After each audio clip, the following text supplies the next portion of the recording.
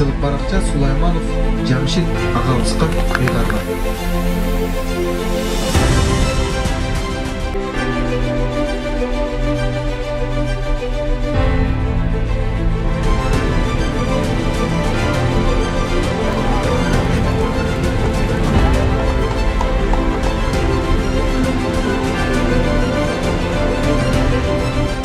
Ушул жерде үйдүн башталышынан эң эле демөөрчү болуп ушул жерге долбоорду баштаган ушул айылдын 67-жылкы биздин агаларыбыз Махмут агабыздын жоролору ырашыпты биринчиден. Экинчиден ушул айылдын ар бир үйгө кирип чыккан ушул эжекелерибиз турат, байкелерибиз турат.